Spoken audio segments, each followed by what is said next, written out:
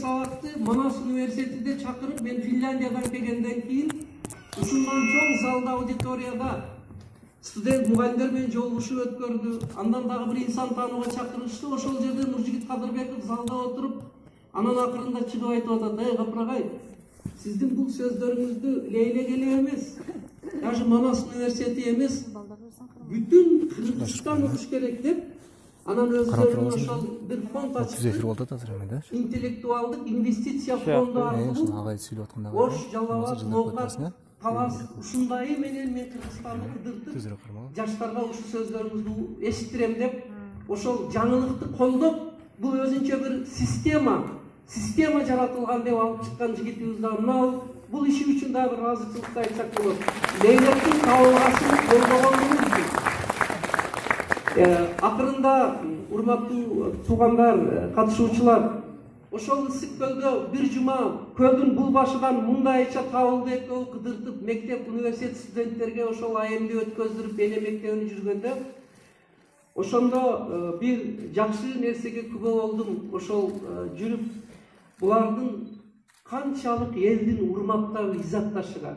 Эми мени ысык көл анчалык деле тааныбаса керек, Абылкат Мамунович. Бирок Нуржигит Кадырбеков келет экен десе, эл агылып келип атат да. Мындайча айтканда, кызмат менен, байлык менен бир чоң элдин урматыга жетиш канчалык болсо, илим менен, адабият менен, аруулук, тазалык менен ушундай бир урмат сыйга жетүү, бул өзү дагы чоң сыймыт. Ошондой всеобщий бардык элдин сүймөнчүгүгө айланган жигитибиз алдыбызда отурат. Рахмат, кол чабыңыздар. Кызыктап кетеси.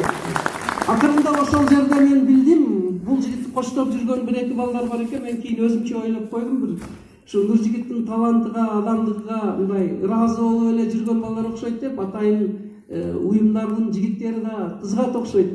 Анан ошол ордон угуп калдым, өзү айтпа деди. Мунунусун угуңуздар эми.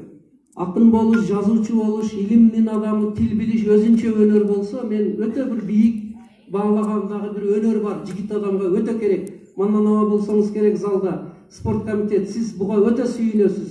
Караңыз, Кыргыз Республикасынын карате федерациясынын вице-президенти отурат алдыңызда.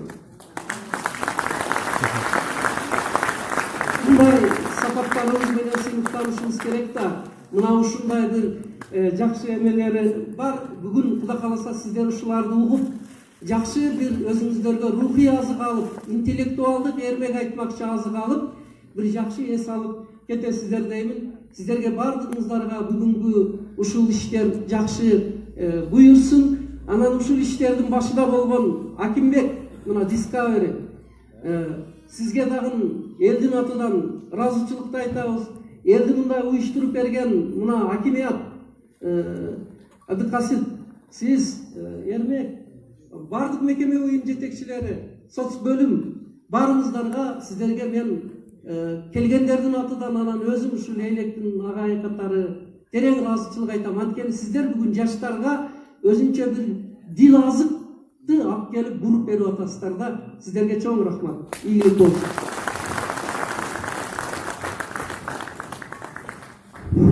Анда эмесе айтып өттү, ушул биздин Лейлек районунда өтө бир жаштарга билим